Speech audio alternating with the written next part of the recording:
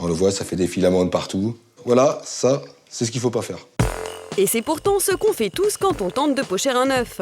Pourtant, selon Laurent, coach culinaire, quelques astuces suffisent pour réussir son pochage à tous les coups. L'eau, si elle bout, ça va casser l'œuf. Le blanc risque de partir un petit peu partout. Il faut juste qu'elle soit frémissante. Frémissante, mais pas bouillante. Autre règle, utiliser des œufs très frais pour éviter les bactéries. Rajouter du vinaigre pour faciliter la coagulation du blanc. Puis le secret du coach, utiliser un ramequin.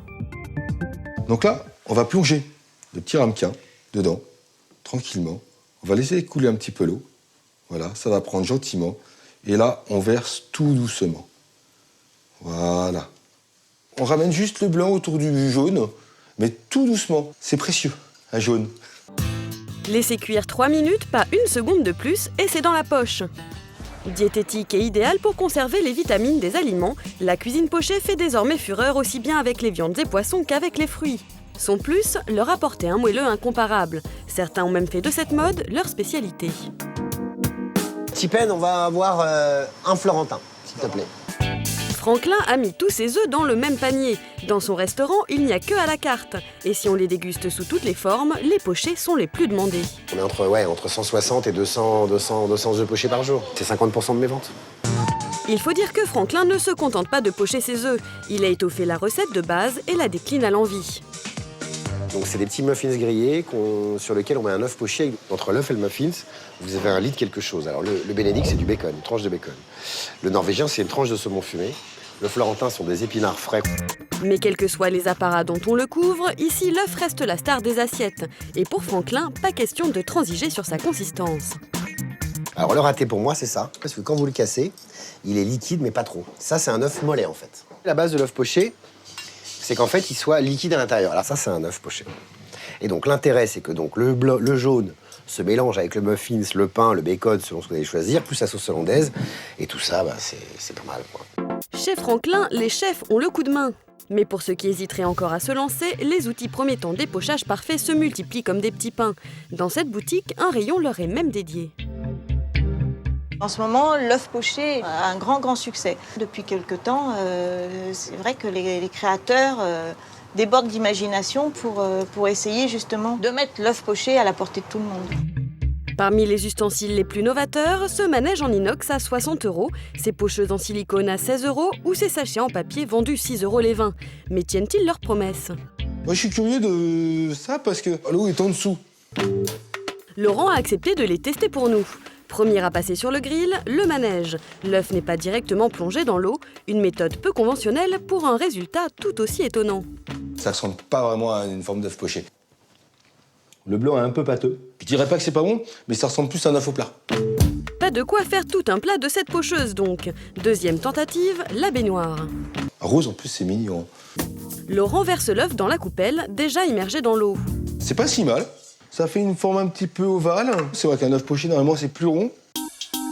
Si le résultat est plus concluant qu'avec la pocheuse, Laurent jette tout de même la baignoire avec l'eau du bain. Dernier espoir, les sachets en papier. Il suffit de casser l'œuf dedans puis de le plonger dans l'eau. 3 minutes plus tard... Ça a été super facile d'utilisation. C'est intéressant, ça ressemble vraiment plus à un vrai œuf poché. Pour la forme, c'est gagné, mais qu'en est-il de la texture? Je pense pas qu'on sentira une vraie différence avec notre œuf poché traditionnel. Non, ils sont quasiment identiques. Ça, je pense que ça peut être une vraie révolution dans l'œuf poché, quoi. Grâce à ces sachets, vous devriez faire fondre de jalousie vos invités dès l'entrée. Mais pour vraiment les épater, pourquoi ne pas pocher aussi votre plat principal? Eau frémissante. Donc, je le plonge. Dans les cuisines de Julie, chef d'un restaurant gastronomique, tous les aliments passent à la casserole. En effet, elle ne jure que par le pochage, notamment pour ses poissons.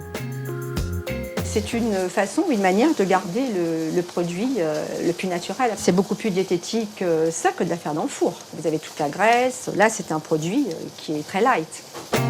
En effet, comptez 80 calories pour un pavé de cabillaud poché, contre 150 lorsqu'il est cuit à la poêle. Mais attention, le pochage ne convient pas à tous les poissons. Voilà par exemple un poisson qui sera difficile à pocher. C'est trop plat, tout va s'effilocher complètement. Il faut des poissons assez fermes, très épais aussi. Comme le saumon ou le cabillaud dont Julie s'apprête à pocher un pavé. Son astuce pour intensifier le goût, le plonger dans un bouillon de poisson. Après 10 minutes, elle n'a plus qu'à égoutter et dresser avec des mini-légumes. Le poisson, il vit dans l'eau. Pourquoi pas on le ferait cuire dans l'eau? Donc il est heureux dans l'eau, donc il continue à être heureux dans de l'eau. Plus étonnant, Julie poche aussi de la volaille. Sa recette du jour, des suprêmes de pintade farcis aux épinards et aux champignons, roulés dans du film alimentaire puis simplement plongés dans un bouillon. 10 minutes de cuisson suffisent pour obtenir une viande moelleuse sans aucun ajout de matière grasse. Les recettes pochées du chef se dégustent aussi bien en entrée qu'en plat, mais pour le dessert alors. L'au bout, on va pouvoir y plonger les bananes. Pocher des bananes, il fallait y penser. Sophie, cuisinière fantaisiste, l'a fait. On va garder la peau de la banane parce que la banane est un fruit très mou et sous la cuisson, ça deviendrait de la charpie, on ne pourrait plus garder le fruit. En quelques minutes, elle obtient une banane fondante sans l'aide de sucre. Elle peut donc l'agrémenter sans complexe de caramel et de noisettes. Parmi ses autres créations, les poires parfumées au romarin ou encore les abricots secs pochés au thé et à la vanille. Et pour cette dernière recette, elle utilise 6 minutes à pleine puissance. son micro-ondes. Le fait de cuire les fruits secs, ils vont se gorger de ce sirop. Ça ne va pas évidemment refaire un abricot frais, mais un abricot moelleux. Pour tester ces pochages gourmands, Sophie a invité quelques amis. Ces innovations vont-elles les séduire? C'est faire sortir le goût de la banane, qu'elle soit cuite. Allez, on pioche les abricots. C'est vanillé, c'est sucré, c'est frais en même temps. C'est bon et ça fond dans la bouche. Les recettes de Sophie remportent un franc succès. Diététique et déclinable à l'envi, la cuisine pochée fait décidément frémir de plaisir. Alors pourquoi ne pas troquer votre barbecue contre une casserole ?